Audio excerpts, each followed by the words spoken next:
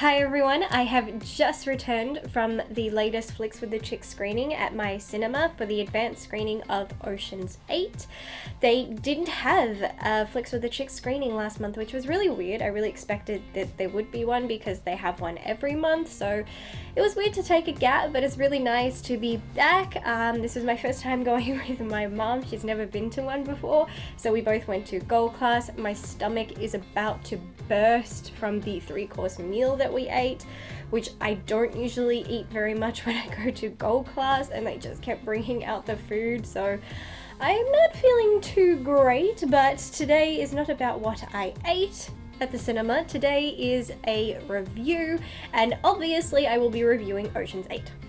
Ocean's 8 is a 2018 American heist comedy film directed by Gary Ross and written by Ross and Olivia Milch. The film is a spin-off of Steven Soderbergh's Ocean's trilogy and follows a group of women led by the estranged sister of Danny Ocean who plan on robbing the Met Gala. I will be the first to say that when they announced this film was in production, I was open to watching it but not happy about it being made. All I could hear was Ocean's 11 all-women reboot, and it irked me. Not because I'm one of those people believing they were ruining the Clooney films, because even those were a remake, but it was because I want to see women in new and exciting roles. I'm all for an all-women heist movie. I just wanted it to be its own thing and not associated with something else. Why do women have to redo what men have done? Why can't we do something else? I feel it's more effective for women in the industry to do something new instead of just doing what's been done and changing the gender. So for that reason, I was annoyed, but now I'm annoyed because the damn movie was good and I hate it when I'm wrong. I'm not sure if I want to call this a spin-off. In so many ways it is, but it also feels like the 4th installment to the Ocean's trilogy because they are part of the same universe. It's not a reboot. We see characters from the previous trilogy in this, and Sandra Bullock's character plays Debbie Ocean, who is Danny's sister, so really you're keeping it in the family, which was great. The pacing is perfect. The plot is as meticulous as Ocean's 11. What I love about those movies is that they did make heisting an art form, and there were layers and reveals and surprises to it, and I was really happy that this film had that because it's what makes it so interesting.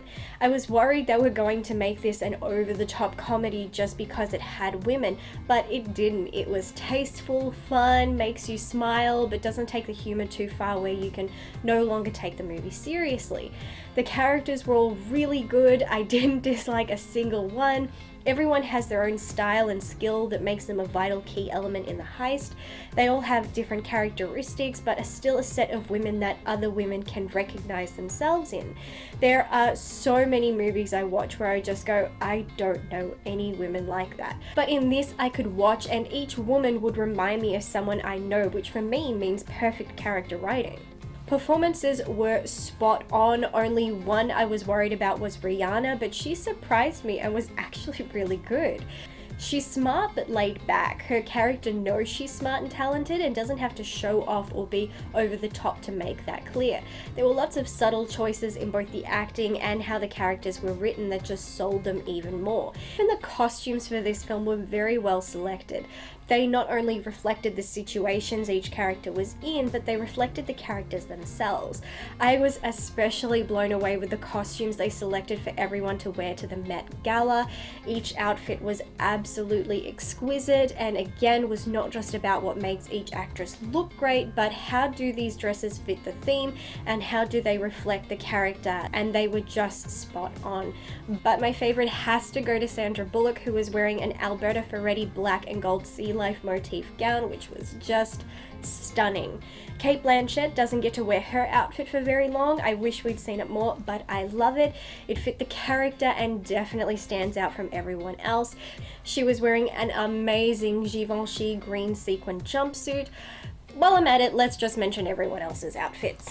Anne Hathaway wears a hot pink Valentino cape gown, which was so gorgeous. Helena Bonham Carter wears a very interesting floral Dolce & Gabbana dress and crown. Rihanna looks stunning in a wasp waist red Zac Posen ball gown. The designer also makes an appearance in the movie. Mindy Kaling was so stunning in a hyper embellished Naeem Khan dress. Sarah Paulson was the epitome of elegance in a navy velvet puff sleeve Prada dress, and Awkwafina was just beautiful in an over-embroidered Jonathan Simkite gown. All these looks were just incredible. Costume designer Sarah Edwards did a phenomenal job. The score was perfect, and I love that it opened by using the same music from Ocean's 11. I thought that was a really lovely touch.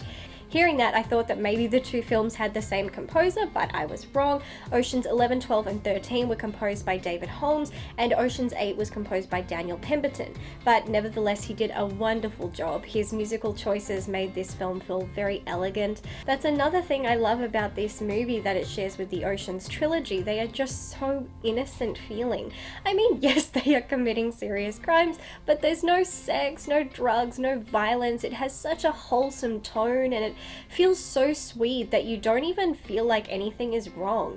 Bullock's character even makes a speech while getting ready, and it's comical but also speaks to just how nice this movie is. And sometimes I really want that, just to sit back and enjoy a decent film. I'm trying to think if I had any issues with this film, and I think in total I only had two. The first being that I found it absurd that Bullock's character was wearing all this makeup while in prison. That is so unrealistic. Even Danny grew a beard. They didn't need her all caked up for that. It was unnecessary. The other was James Corden. He adds a nice little extra dose of background to Debbie, and he is another light character, but the comedy he brings, I felt, while still low-key, was still too much for the entire film, and it should have been toned down just a bit, but he was still fun. Overall, I wasn't expecting for it to be this good, but it was, and I really can't find any fault with it besides what I mentioned, which are so small, I really don't think they affect the film as a whole.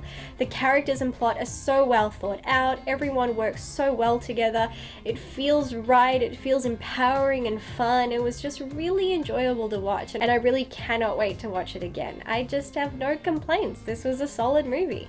Thank you for watching this video. If you are already subscribed to my channel, thank you for sticking around and visiting. Don't forget to like this video and drop a comment down below if you have seen this. Let me know if you plan on seeing it. Also, let me know if you are new, then please subscribe to my channel. Join this little family. I would greatly appreciate it. Until next time, bye. I'm Bossy. I'm the first girl to scream on the track. I switched up the beat of the drum.